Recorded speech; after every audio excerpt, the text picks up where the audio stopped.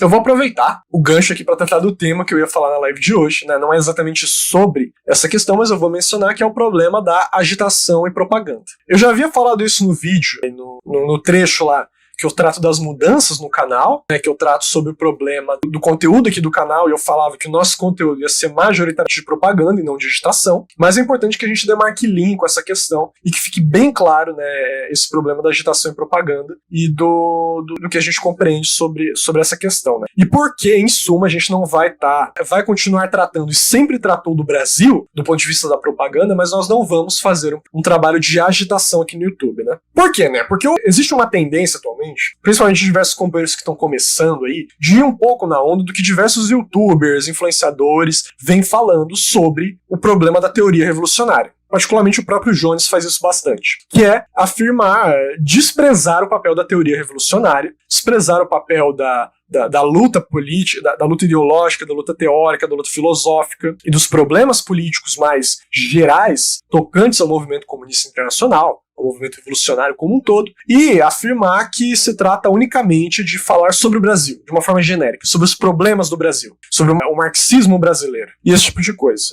Que é basicamente o problema central da agitação de propaganda, e eu vejo vários companheiros reproduzindo isso, afirmar que tratar, por exemplo, de questões teóricas, como, por exemplo, a luta entre Trotsky e Stalin, as lutas de duas linhas entre Trotsky e Stalin, a luta contra o trotskismo, a União Soviética, a história da União Soviética, seria perda de tempo, seria discutir o sexo dos anjos, porque o importante é falar do Brasil. É importante que a gente trate disso, porque há de fato muitas incompreensões sobre essa questão e que a gente tem que tratar aqui, não para ficar causando tretinha com qualquer uma pessoa que seja, mas sim para explicar aos companheiros a questão do problema, né? Primeiro de tudo, a gente tem que se perguntar uma questão. A gente está falando de comunismo ou nacionalismo? A gente está falando de marxismo ou nacional-reformismo, nacionalismo burguês ou qualquer coisa desse tipo? Porque assim, se a gente parte do que a gente compreende dentro do marxismo, da ideologia científica do proletariado, o proletariado é uma classe internacional. Isso é muito claro no próprio manifesto do Partido Comunista. Isso está muito bem claro lá. Não é à toa, né? Não eram proletários da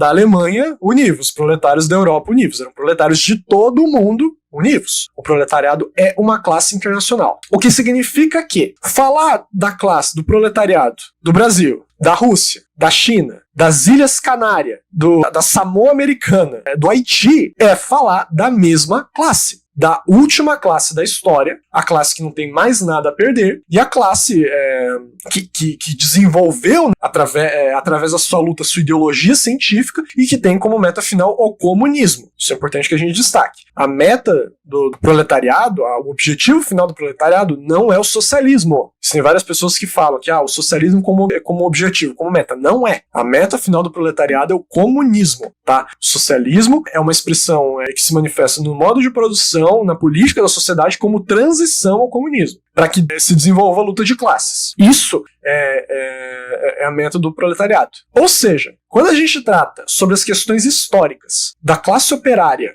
russa, as questões políticas da classe operária da Samoa Americana, ou as questões filosóficas da classe operária no Brasil ou no Haiti, todas essas questões são de fundamental importância e é de todo interesse de todos aqueles que se dizem marxistas de compreenderem isso, certo? Isso é de tamanha importância. As lutas políticas que desenvolveram em outros países, a gente não está falando de discutir o sexo, a gente está falando das lutas dos proletários de outros países, que são parte da nossa classe, são parte da classe operária. E por isso, a gente tem que delimitar muito bem essa questão, porque tudo o que se trata sobre a luta do proletariado nos diz respeito. Diz respeito àqueles que buscam defender o marxismo. Não é perda de tempo. Muito pelo contrário. As lutas de duas linhas, as lutas políticas devem ser tratadas com toda a questão. Não é à toa que o Marx, mesmo sendo alemão, tratava dos problemas da luta de classes na Inglaterra, que ele morou por um tempo, boa parte da sua vida, inclusive, a luta de classes na França, a luta de classes na Índia, a luta de classes na América Latina. Ele tratava da luta de classes em todos as cartas dele a Abraham Lincoln e a defesa dele do movimento revolucionário burguês do norte dos Estados Unidos, da Guerra Civil Americana. O Marx o que? Deveria se preocupar unicamente com o proletariado alemão? O Marx intervinha em todos os países, né, que era possível que ele pudesse intervir, e dava sua posição de classe. Então, esse é o primeiro, e isso todos os chefes do proletariado internacional, tá, gente? Não é eu que tô falando aqui, não é só o Marx, não, todos travaram lutas e buscaram compreender e tomar posição pelas lutas que se desenvolviam em cada país, certo? Então, a primeira coisa que a gente tem que desmistificar, né, tratar dos problemas das lutas do proletariado soviético, proletariado chinês, da história do movimento comunista internacional, é também tratar do proletariado brasileiro. E negar isso, afirmando que só tem que falar do Brasil, no sentido abstrato, é, em última instância, no limite, nacional-reformismo. O que é nacional-reformismo? É o reformismo com roupagem nacionalista. Aquilo que vigorou no Brasil, principalmente a partir dos anos 50, 60, antes do golpe militar. Então, isso é nacional-reformismo. Isso é aí que o marxismo não é nacionalista. Os democratas revolucionários podem ser patriotas na luta contra o imperialismo, mas o marxismo não é nacionalista. Isso é um ponto fundamental e a gente não trata as coisas dessa forma, né? E indo mais propriamente à questão do que muito se trata de Trotsky e Stalin, não faz sentido tratar disso, era uma luta que só se desenvolveu lá e que não faz sentido mais abordar atualmente, é uma mentira. Mentira. Quem fala isso, no geral, ou é porque não compreende em todas as instâncias o que foi a luta entre Trotsky e Stalin, não compreende tudo que representou a luta contra o trotskismo e o que de fato representava o trotskismo, acha que é tudo uma questão de, desenvolver o socialismo num país ou desenvolver o socialismo em todo o planeta. Não é, nunca foi essa questão o eixo central. Ou, ao fim e ao cabo, toma posição pelo Trotsky. Defende o trotskismo de uma maneira aberta ou de uma maneira velada, né? Quem fala isso, ou uma dos dois erros está cometendo. Por quê? Por que é importante discutir mais particularmente agora o problema de Stalin e Trotsky? E, gente, se vocês leem os documentos das lutas que se desenvolveram, vocês veem que lá, para além da questão de se desenvolver, claro, a questão de poder ter o desenvolvimento do socialismo em um só país, ou necessidade de ficar exportando revoluções, é um problema relevante da época também, é um problema relevante daquele período também, e que ainda que não pareça tão visível atualmente, é importante que a gente tenha sempre em mente. Agora, o ponto fundamental, que é o mais importante para a gente entender atualmente, o problema de como lidar com a etapa democrática do processo revolucionário. Esse foi o ponto central que a gente pode tirar daquelas lutas. Stalin defendia a tese leninista de que, nos países semifeudais e semicoloniais, o desenvolvimento da revolução é uma revolução democrática, composta de aliança operário-camponesa para constituir o que na época se chamava de ditadura conjunta revolucionária de operários e camponeses, que deve seguir ininterruptamente uma revolução socialista. Essa era a tese do Stalin, que era uma continuação da tese de Lenin. Por quê? Porque era a questão fundamental da aliança com o campesinato dos países oprimidos. Aquilo que eu já tratei em diversos outros cortes. A política em torno do campesinato tem que ser a destruição do latifúndio e a conquista imediata das terras, que, ao fim e ao cabo, não é do interesse imediato do proletariado. Por quê? Porque tu cria uma pequena propriedade privada. Você dá terra ao campesinato. Só que o que acontece? Isso pode abrir condições para que se desenvolva o capitalismo.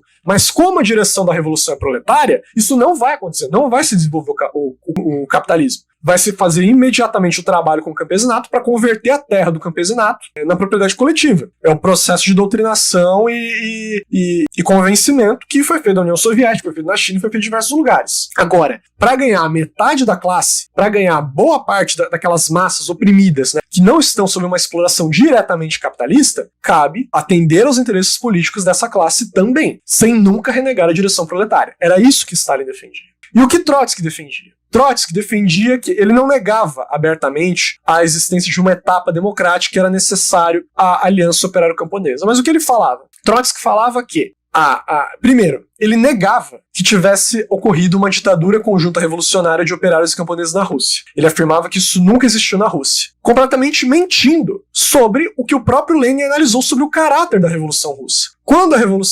revolução destrói o latifúndio e dá terra ao campesinato, acaba ali no fundamental a etapa democrática da revolução e inicia-se o processo de construção socialista, mas ao fazer isso, deu-se a terra ao campesinato, cumpriu o papel da aliança operário-camponesa, que nos anos seguintes vai se desenvolver na luta pelo convencimento do campesinato, que vai durar cerca de 10 anos, inclusive, para fazer a coletivização. Então a Revolução Democrática ela foi um processo de 1905 a 1917, que durou longos anos, né? A Revolução de Outubro já era socialista, mas antes foi longos anos de luta por mobilização do campesinato para isso. E quando ocorre a conquista das terras, fundamenta esse problema, né?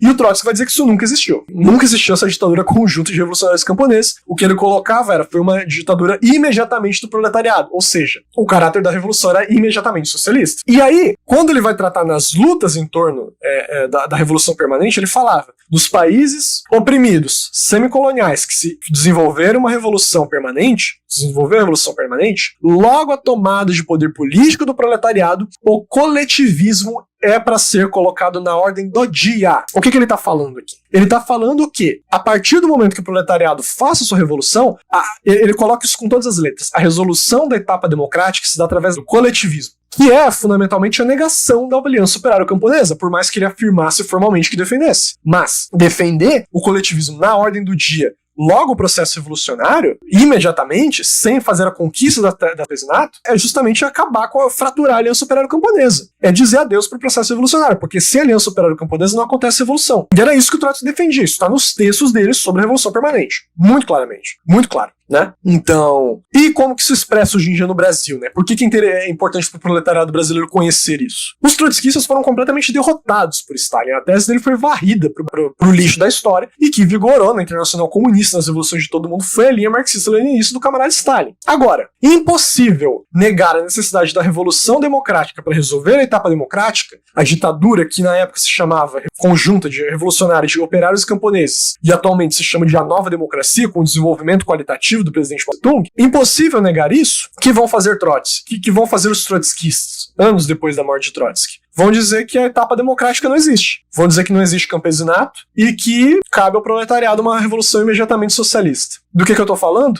Rui Mauro Marini, Vânia Bambirra, Günther Frank e diversos outros teóricos da teoria marxista da dependência, ou como nós chamamos, teoria trotskista da dependência. Nós já temos um vídeo gravado que não foi publicado, logo será publicado aqui no canal também. Então vejam, isso está na ordem do dia porque isso é discutido e hegemônico nas universidades, aí, nos grupos de pensamento que se dizem marxistas, das mais diversas correntes, é hegemônico a defesa da teoria trotskista da dependência. Então, é de fundamental importância resgatar a luta do trotskismo. Não para resgatar o trotskismo, mas para trazer o que já foi comprovado naquela época. Porque esse é um debate extremamente atrasado. E para os companheiros verem como o revisionismo sempre se repete, é sempre a mesma ladainha de sempre, certo? Então veja a importância da gente compreender o problema da luta de Trotsky e Stalin, por exemplo. Estou citando um caso. E é por isso que todas as lutas que envolvem o proletariado internacional são importantes, porque a luta contra o revisionismo vai refletir em algum momento aqui no nosso país, se já não reflete. Então, acho que o primeiro ponto está desmistificado, né? E aqui a gente entra numa questão que é mais abrangente, que é o problema mais abrangente sobre o problema, que é o problema próprio da agitação e propaganda,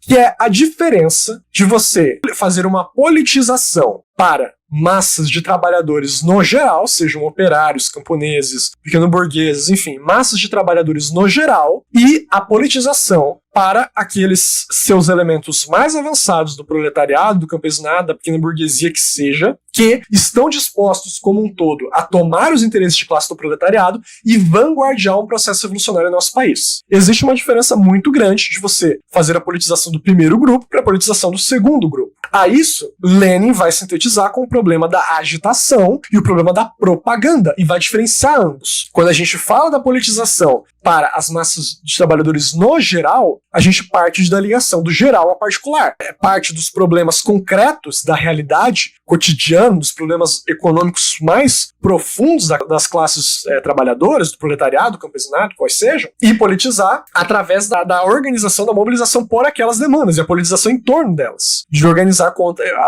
sobre esses problemas. Agora, quando a gente fala de propaganda, a gente está falando não disso, a gente está falando da politização daquelas pessoas que não só são partes gerais das massas, mas aquelas que querem vanguardiar o processo, que inclusive querem dirigir o processo. A essas pessoas, os elementos mais destacados do proletariado, que é feito a politização, que são coisas diferentes. Indo mais concretamente ao problema dos diversos youtubers e web comunistas que tem por aí. É sempre o papo de que tem que falar do Brasil e que a teoria não é importante, que discutir teoria revolucionária não é importante, que tem que falar só do Brasil. E, claro, tratar a agitação como um problema principal, apenas agitação e negligenciar a propaganda. Inclusive atacando aqueles que buscam fazer propaganda, acusando de estar discutindo o sexo dos anjos, estando abstrato e tudo mais. Veja, esse discurso, ao fim e ao cabo, só vai levar ao oportunismo eleitoreiro. Por que só vai levar ao oportunismo eleitoreiro? Porque vocês podem ver, todos esses discursos que tem por aí buscam levar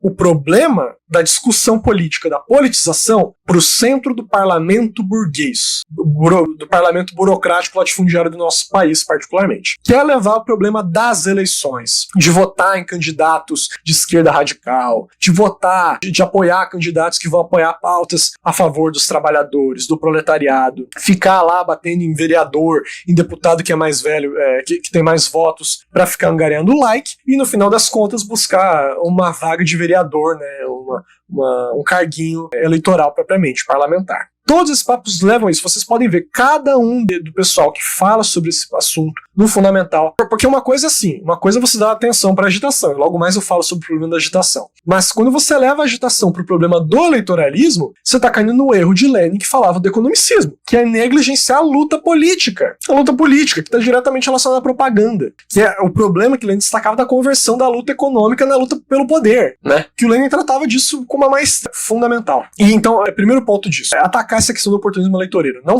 ainda mais esse ano, que é ano de eleição, vocês podem ver todos esses web comunistas que vão estar falando de eleição, que vão estar falando de não falar mais de teoria, não falar mais dos problemas do MCI, vão estar se candidatando a algum carguinho ou apoiando algum candidato nas eleições, né? Então, isso não é só o reformismo, tá? Isso é o reformismo com roupagem nacionalista que eu já destaquei, e que, na verdade, tem como objetivo fundamental manter as massas iludidas com o caráter do Estado, achando que o Estado pode ser um polo de mudanças estruturais para a sociedade. Eu já devo ter repercutido aqui para os companheiros a luta, né, o debate que teve do Jones Manuel com a Frente Revolucionária de Defesa dos Direitos do Povo, no qual o Jones colocava muito claramente: o Estado não é uma ditadura de classe. Isso é um desvio do 6º Congresso da Terceira Internacional Comunista. O que importa é qual classe que consegue exercer a hegemonia e a pressão sobre o Estado para atender seus interesses. Ele falava isso há mais de 10 anos atrás. Há 10 anos atrás, na verdade. Então, vejam que as coisas não são por acaso. Isso é reformismo, né? Isso é a própria teoria marxista de Estado.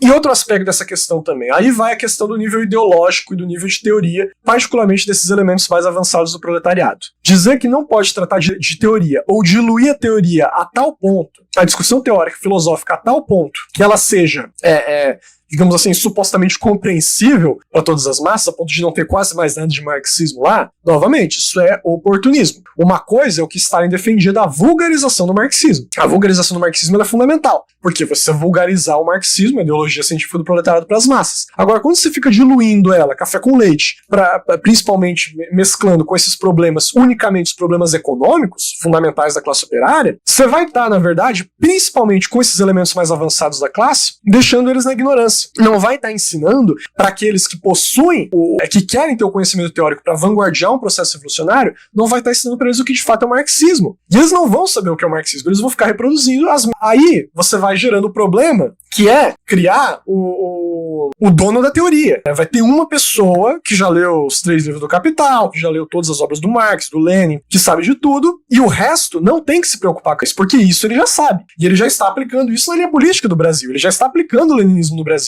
Vejam só, por que vocês vão estudar a economia política do Marx? Não, foca lá em pavimentar a estrada de rua do interior, sabe? Então, aí voltando à pergunta do companheiro lá sobre o otaku comunista. Pior do que o otaku comunista é o guru comunista. Aqueles que querem ser uma espécie de Olavo de Carvalho, da esquerda, dos marxistas, querer ser o dono geral da teoria. Todos aqueles que discordam de você fica causando ataques e intrigas por baixo dos panos, né? Raramente esse pessoal ataca diretamente quem que eles querem atacar, é sempre um ataque baixo e rasteiro por baixo dos panos, e todos aqueles que discordam são ultra-esquerdistas, aventureiristas ou qualquer jargão besterol desse sentido, sabe? Então, e no fundamental, né, é justamente isso, é criar um Olavo de Carvalho de esquerda que vai falar em nome de todos os comunistas, aquele que discorda dele tá errado, né? E que é a versão, nesse caso mais particular do que a gente está tratando, da versão reformista e nacionalista, e consequentemente degenerada, né, do que se defende pro marxismo, né? Então, é um pessoal que critica todo mundo que estuda teoria, que fala de teoria, como se não fosse importante, E aí, cara, quando vão questionar, não, mas eu falo teoria, eu já escrevi livro, já tenho coisa e tal, sempre reproduzindo o mesmo, essa degeneração rasteira do marxismo, né, através do seu revisionismo e dessa coisa do eleitoreiro. Por que é revisionismo? Não adianta ficar falando jargão, né, chamando de revisionista. A gente tem que explicar, e é isso que eu busco fazer aqui. Porque acabar com a possibilidade de luta revolucionária no país. Se você não trabalha, é aquilo que o Mao acabou de... aquilo que eu falei do Mao. Se a pessoa não está disposta a se ligar às massas e a lutar com as massas, ela é revolucionária. Se não, não. Uma pessoa que fica o dia inteiro falando de parlamento burguês, de eleições, de não sei o que, vai ser um revolucionário? Não vai, gente. Não vai. E o marxismo não é disso. Não é uma vulgarização do marxismo, é uma revisão do marxismo completamente, né? Isso que é a mistificação do marxismo como se fosse problema nacional. E aí, né, se fala muito da interpretação da realidade nacional do marxismo, né? Ou do marxismo no Brasil, do marxismo nacional. E às vezes até se compara com o problema do pensamento guia, né? Que foi um dos aportes de validez universal do presidente Gonçalo, né, e do maoísmo como um todo, né, de entender de que é necessário um pensamento guia que crie, que dê condições para que aquela revolução se desenvolva naquele país. E toda revolução tem que ter um pensamento guia, senão não se desenvolve. Que dê conta das particularidades